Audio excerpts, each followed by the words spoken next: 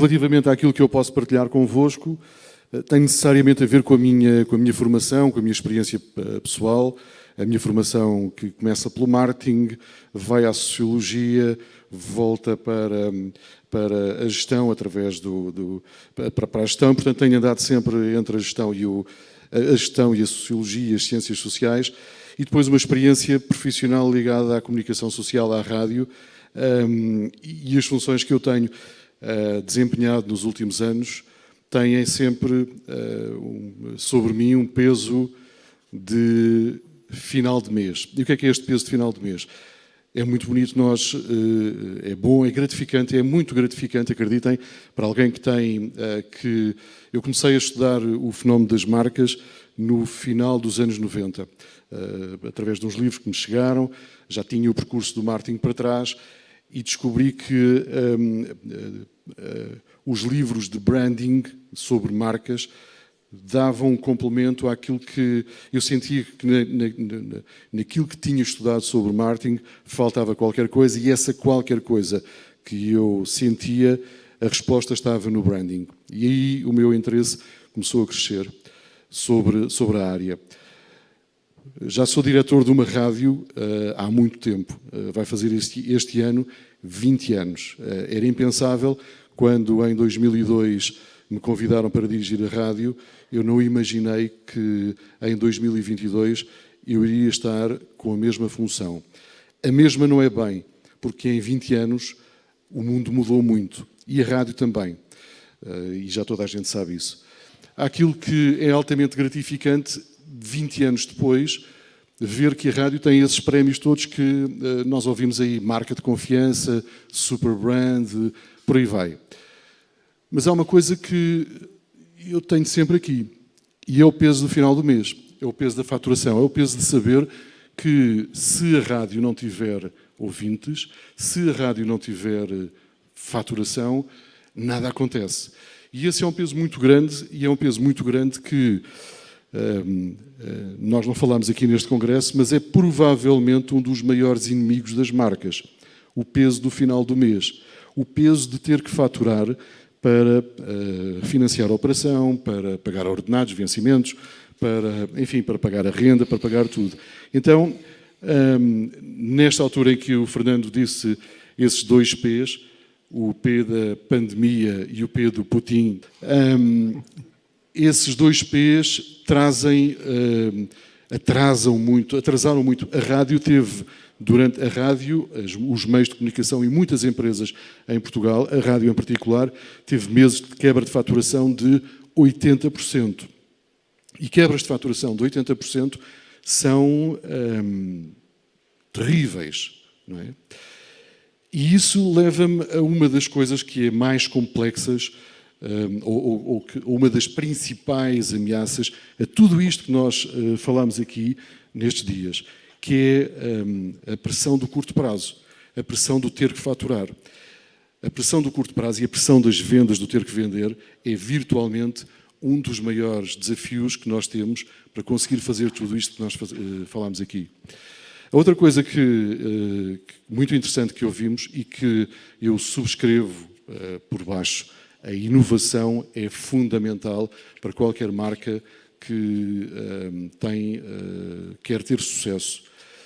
Mas hoje nós vivemos tempos desafiantes, divertidos, mas ao mesmo tempo muito complicados para manter a inovação durante muito...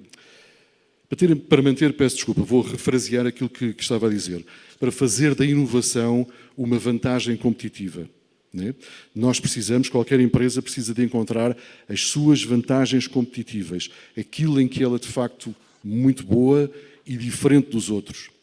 E a inovação é um grande chavão, né? Nós ouvimos aqui exemplos belíssimos hoje de processos de inovação. A inovação, que tem este grande chapéu, que pode querer dizer muita coisa, tem hoje outro grande desafio. Então já vou no segundo. O primeiro é a pressão do curto prazo, o segundo é a facilidade com que hoje se produz qualquer coisa.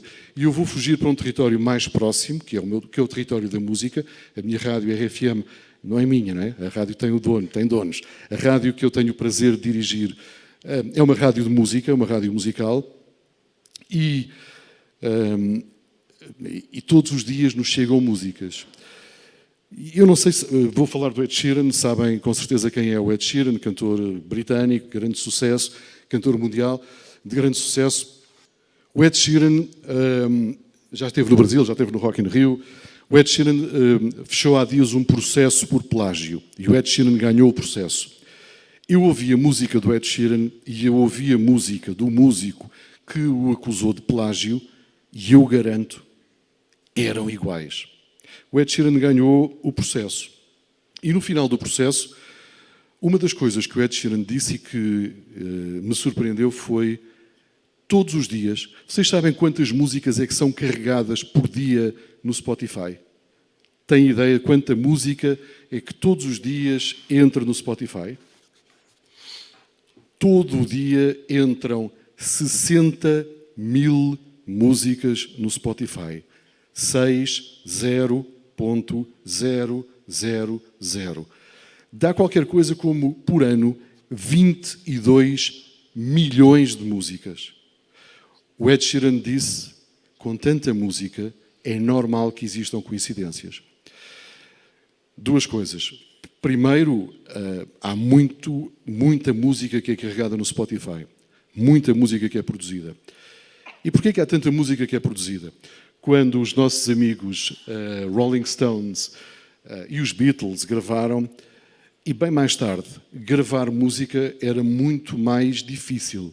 Eu tive uma banda, tinha uma banda, chamava Os Barões, não tinha a ver com o Barão Vermelho, a gente lá nem sabia que o Barão Vermelho existia, chamavam Barões, e era muito difícil nós conseguirmos ensaiar, muito difícil. Havia um estúdio lá perto de casa, custava muito dinheiro, nós juntávamos algum dinheiro e uma vez por mês íamos ensaiar para o estúdio.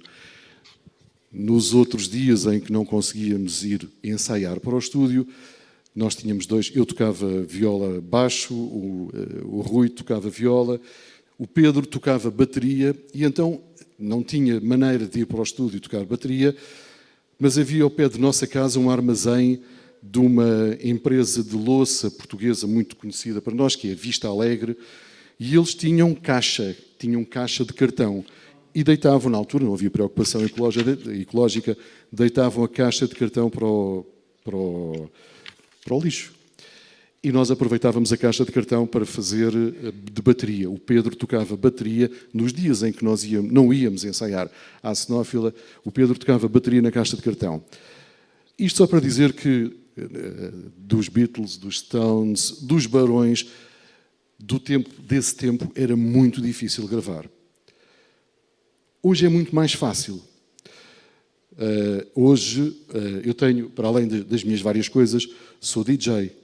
E o DJ hoje tem que produzir música. Então, depois da pandemia, eu já volto atrás, depois da pandemia eu toco nós DJs dizemos tocar, nós tocamos nos botões, na verdade. Eu toco com um parceiro, ele chama-se João, nós somos o Richie Mendes, e nós decidimos que depois da pandemia precisávamos de fazer música para voltar ao ativo. E queremos que a música, porque a música não foi lançada ainda. Vai ser lançada nesse mês a primeira vai ser lançada nesse mês de maio. Estou a falar demais? Convidámos um músico português, desafiámos um músico português bastante conhecido lá em Portugal, o David Carreira. Ele aceitou de imediato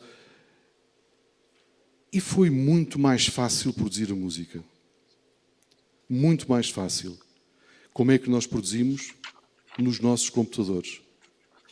Cada um de nós, com mais um pessoal que se juntou, nos nossos computadores, tem vindo a produzir a música.